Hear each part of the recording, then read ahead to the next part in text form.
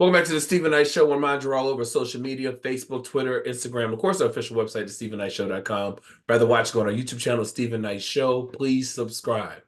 All right, so talk about sportsmanship. South Carolina Gamecocks coach Don Stanley showed some love to Caitlin Clark after South Carolina completed an undefeated season, clinching the NCAA championship. Although Caitlin is the guard for the Iowa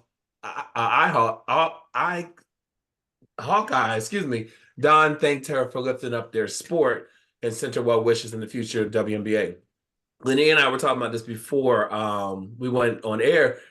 That Angela, what's her last name?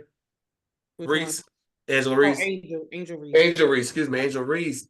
And her and people were putting them against each other, although they get along, they're competitors. And they were saying the reason why, Angel Reese is black, Caitlin Clark is white. We already know how that happens sometimes in this country. But they were saying the reason why people were kind of taken aback by Angel was because usually in women's sports, especially basketball, there's not much trash talking. It's more of the team is playing together and the team is doing this. But these players are showing you what we see in all sports. It's competitive. People do talk junk. There is someone who's going to be going to win or going to lose. You know what I mean? And so, the women for March Madness are their numbers are skyrocket over the men's because of how good they are this year. And but anyway, so let's talk about it. What are your thoughts, Linnea? I know we talked about this. What are your thoughts on all this? Congratulations, Coach Staley. Yeah. I have been watching Dawn. Yes. For forever. Like, she's one of the reasons why I played ball when I was younger. She's straight from North Philly. And to see her, get to this point is an amazing and beautiful, beautiful moment. Right. For all of the little girls who came up watching her. And to keep the focus on what's really important. The Gamecocks under Dawn Staley, right?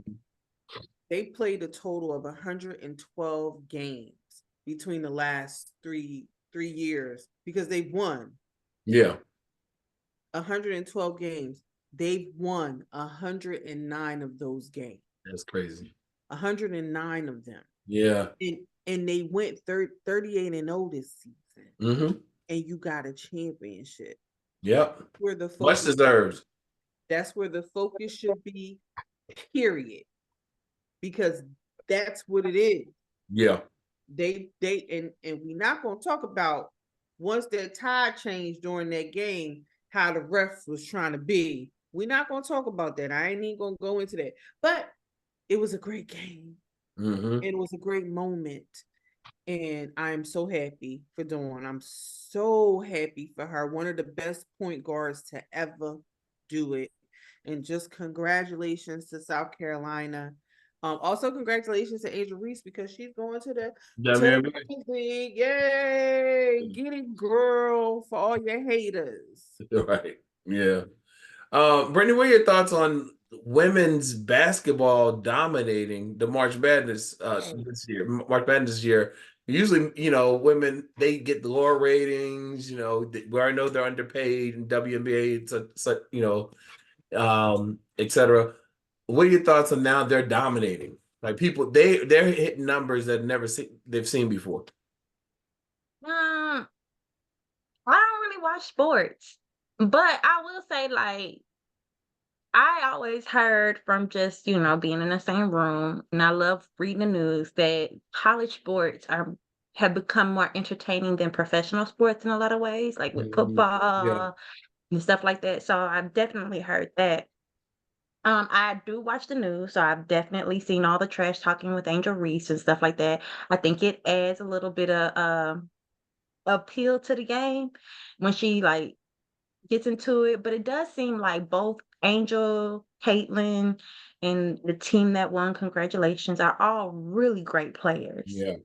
And even to the point to where they at least respect each other. Because I remember somebody was invited to the White House, even though they were the losing team, and then the person came on and was like, "No, we're not gonna go. We're not That gonna was do that Angel. to Out of them." respect. That Out of Angel, respect, Angel, out of Angel and respect. LSU. Yeah, they won. Yeah. And then they But wanted I to think invite Caitlyn Iowa. came.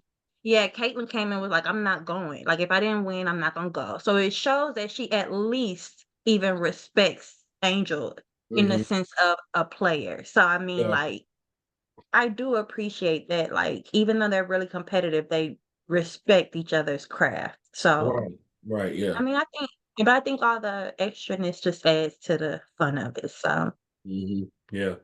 Adam, what are your thoughts? Well, so yeah, like Brittany, I'm not really into sports, and even less so. I don't really watch the news. So I know the game was on yesterday. I heard friends talk about it. That's really how I get all my news. Sports news is from friends or coworkers.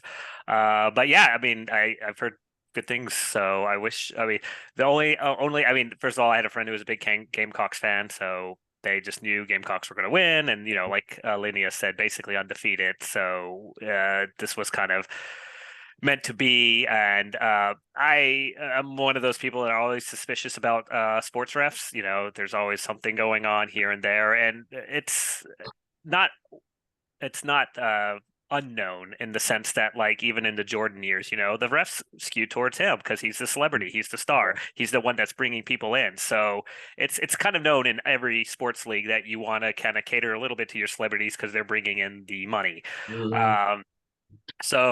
But I'm glad Gamecocks won because it looks like it was well deserved. And then the only other thing is all these rumors about Caitlin Clark joining Ice Cube's Big Three basketball Yeah. league, which I don't know if Invited she's her. actually confirmed it, but $5 million contract. I had to have someone tell me what Big Three is, which apparently they play it at the Olympics. Mhm. So this will be fun to watch. It looks like I always call when they do things like these making the sports more fun. So if this makes basketball more entertaining, then I'm all for it. Yeah, and then what happens, like, a lot, we know that women are not paid as much as men, especially when it comes to athletics. And what it does is it opens the doors for other women to come after them, So kudos to all of them, but congratulations, Don Stanley. Well deserved. All right, so Universal Music Group is being slapped with a copyright infringement lawsuit for Real Love. According to TMZ, the suit claims that the song illegally used a sample of 1973 song. At, at this time, the following does not list Mary J. Blige as a defendant. TMZ acquired a legal document stating that Tough America Inc., the owner of Tough City Records, claims that Universal sampled their tracks without permission, impeached the president. Tough City Records, based in New York, released the Impeach the President in 1993. So that's a song to sample. According to Tough City Records, it's one of the most sampled songs in hip hop history. Countless notable artists have borrowed parts of the song and made new creations. Slick Rick, Tupac, Rakim, Ice Cube, and Eric B have sampled the tune. For context, entities must get permission to use the original creator of the song before releasing any sample work.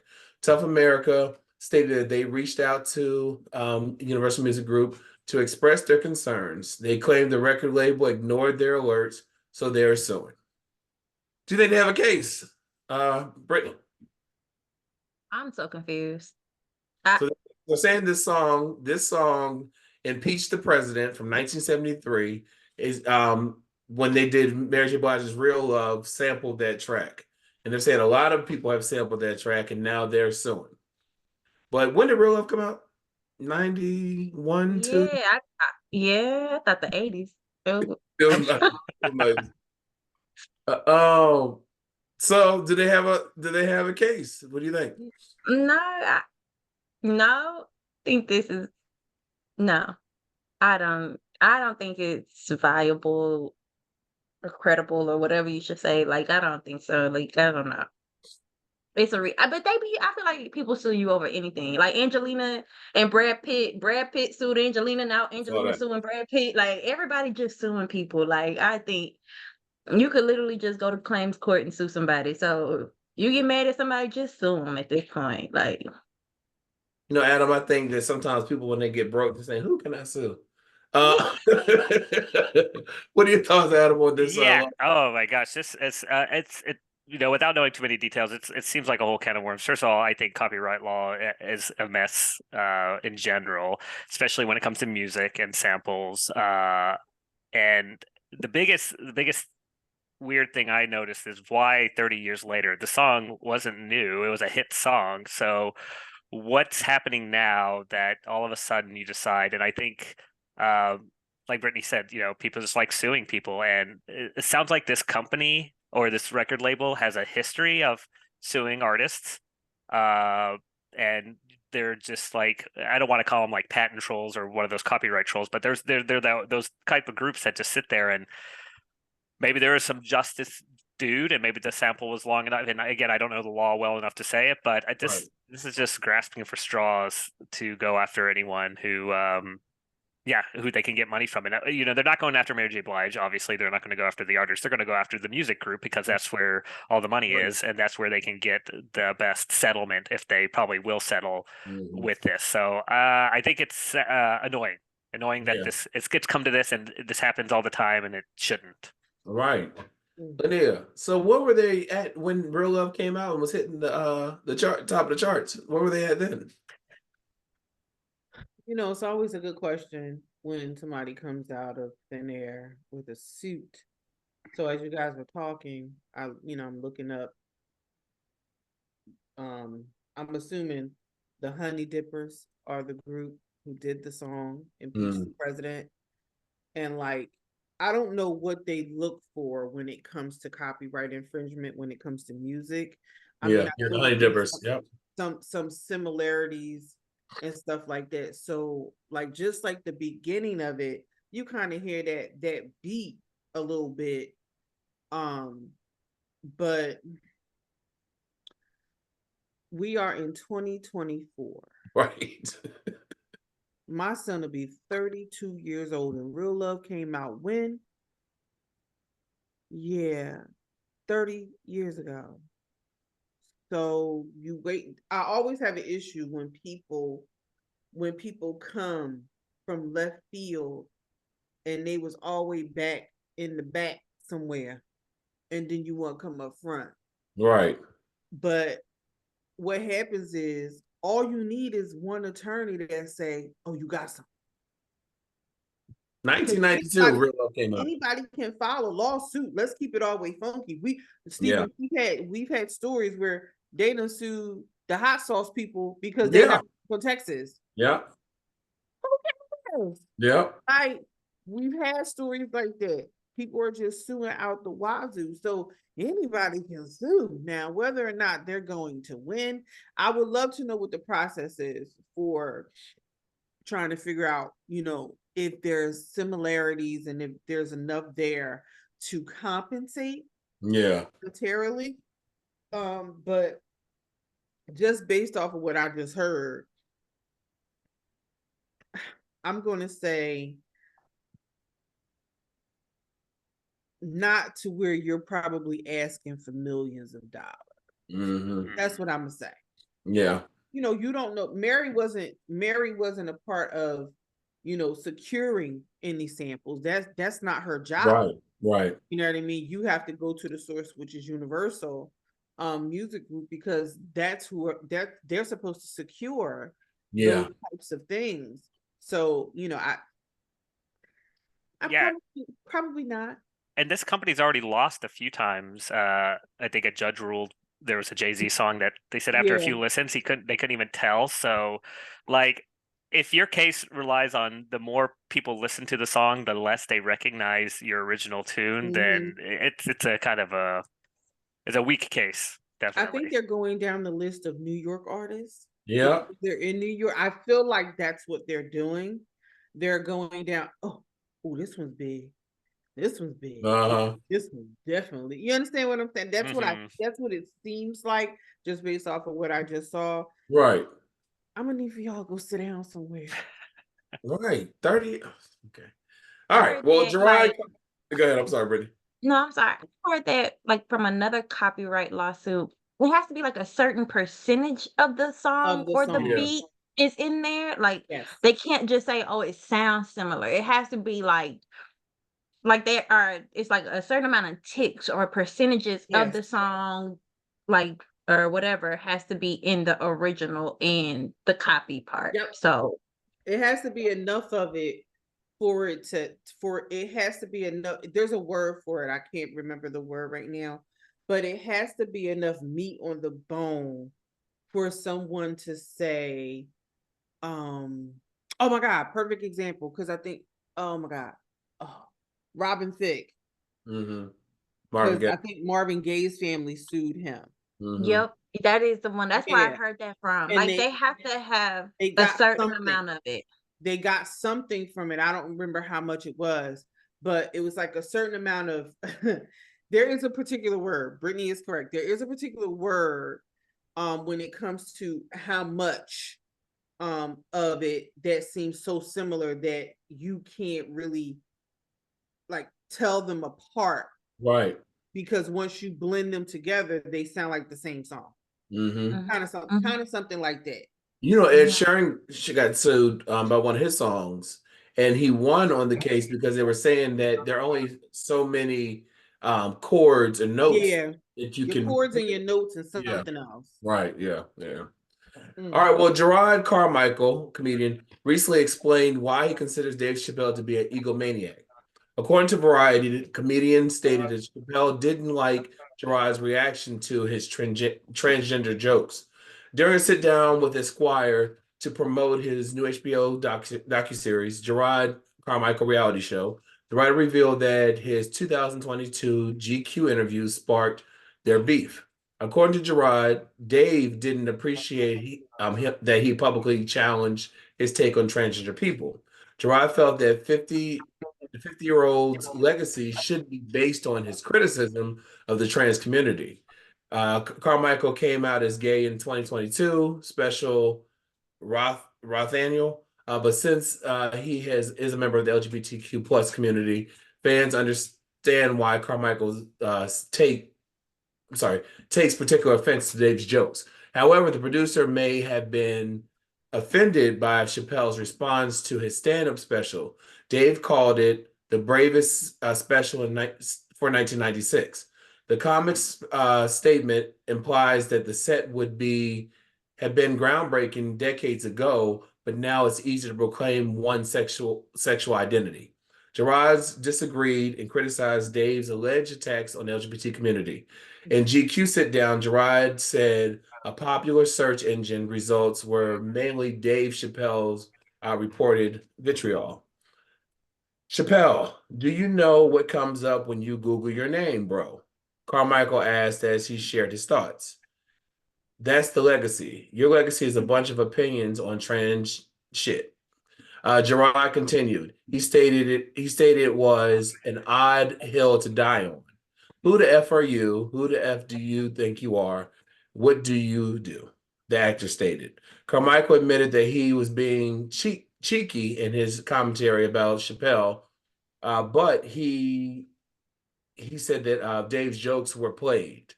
Additionally, he stated if Dave was okay dying on that hill, then let him.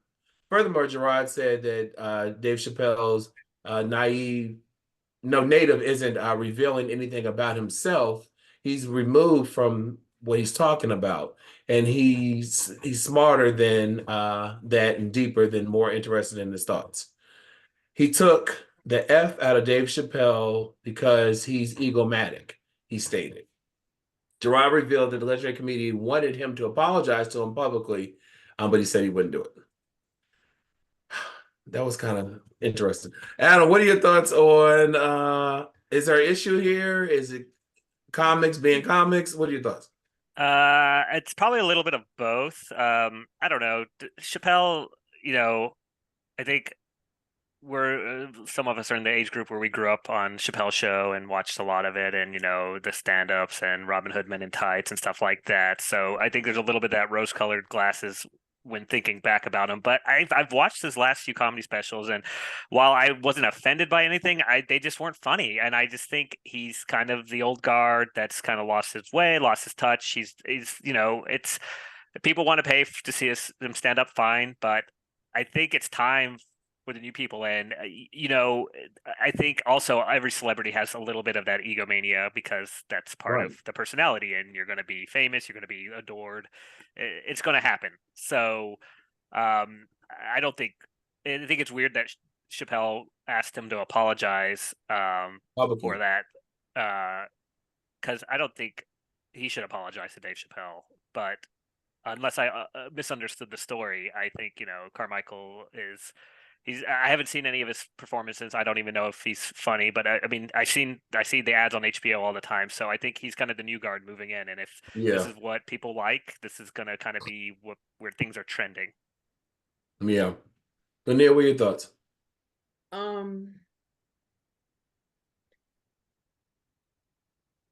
I call Cat. Okay. Call Cat with Jared Carmichael. And I call Cat because, and I don't believe that Dave Chappelle told him to apologize. I don't believe I don't see that either. I don't think that he cares enough. I don't think that he cares enough to tell you to apologize. I don't think that he cares enough. So Yeah. I call Cat. I've never watched the Jared Carmichael special. Never watched it. And Dave Chappelle is not dying on the hill. And correct me if I'm wrong, I watched all his specials. I've never seen him go off in regards to trans people in that manner. In the comedian context, yes. But he also had a friend that was transgender, that who he talked about, who he loved. And that same person loved him before that person took their life. But Right. that same person loved him and appreciated him for him appreciating them. And the way that people hold on to things like they got a spade in their hand is ridiculous. Because again, we have Jared Carmichael talking about Dave Chappelle. We don't have Dave Chappelle talking about Jared Carmichael. Right. You understand what I'm saying? Like, it's like you're the one that's grasping at straws when it comes to this man. You ain't gotta like him just like he ain't gotta like you. You understand what I'm saying? Like, but ever since he came out, it seems like you got a chip on your shoulder and you found a focus in Dave Chappelle to spew whatever you're feeling. That's just my opinion. Whether it's true or not, that's neither here nor there. But I don't see that man saying you gotta apologize to me. Right. I just don't, because he worth more than you. Let's keep it all the way funky. Regardless of what you're doing, his stock is it. Whether Dave Chappelle is old and it might be past his time, his stock is way more higher than yours, sir. Yeah. And there's a transgender comedian, Flame Monroe, who said that Dave took her on tour with him. On tour.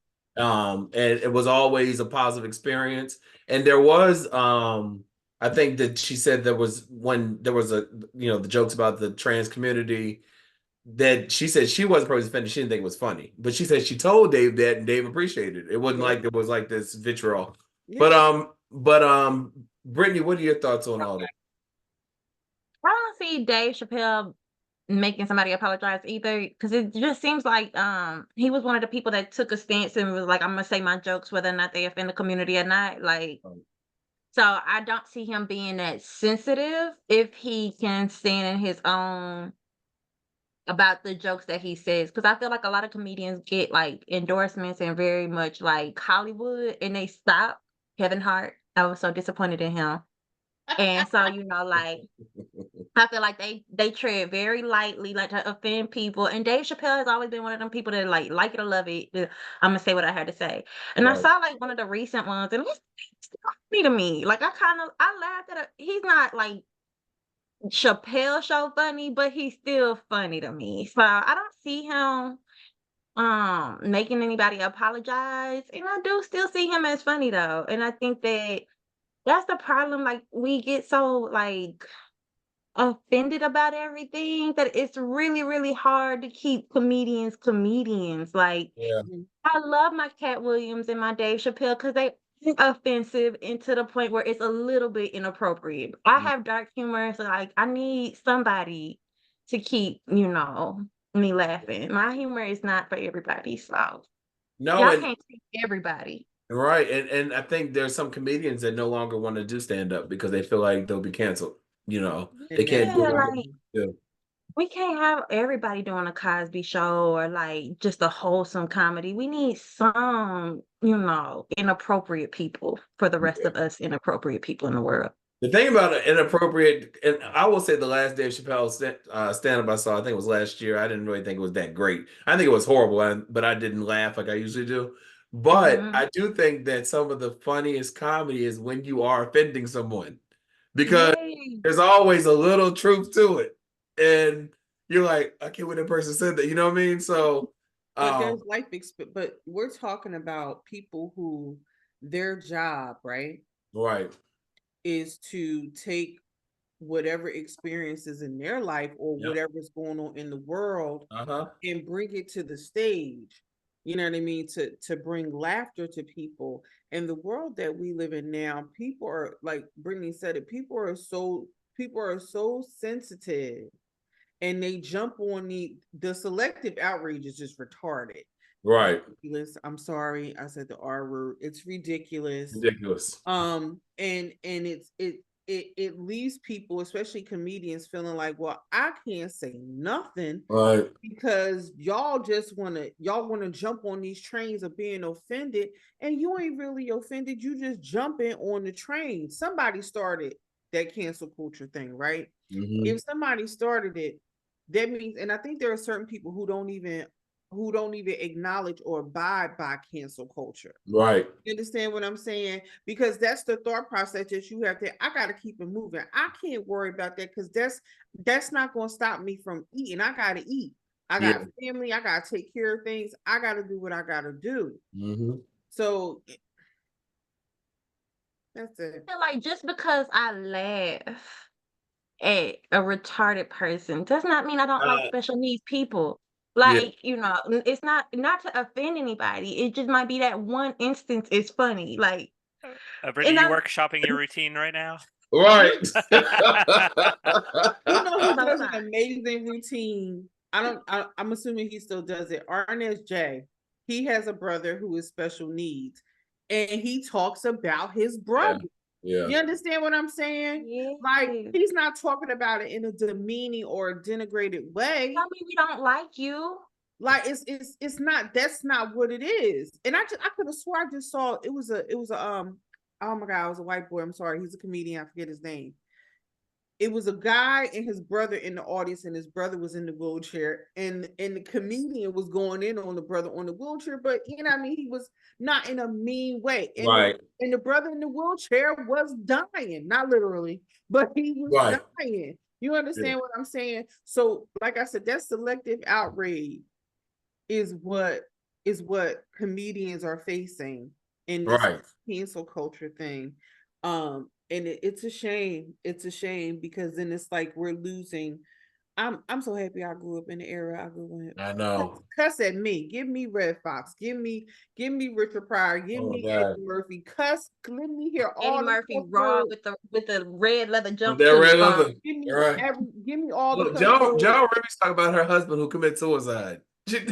And that's her experience, and she's turning Uh, pain yeah. into something funny. Like, Right. come on. Right. All right, last story. So brace yourselves as the U.S. prepares for an insect invasion. Report to swarm us by the trillions. For the first time since 1803, two generations of over 100 trillion cicadas will emerge together and hit the South, then make their way up to the North, and then to the Midwest. Are you bracing yourself, Brittany? Yeah, never heard of cicadas until I moved up to Virginia, like the DMV area. Yeah. And then I was like, what the hell kind of bug is this? Like, and I took a picture of it. So, in Texas, we got mosquitoes and everybody afraid of Ebola. And then we got like these roaches that fly and stuff like that. See, Or like, like Texas got bugs. But I'm afraid of everything. I don't like butterflies. I don't like ladybugs. If it does not have fur and walk on four legs, I don't like it. Like, what's the so, butterfly gonna do to you? huh? What's the butterfly I gonna do to you? don't know. It's pretty from afar. Like, land on the tree, but don't touch me. Oh wow.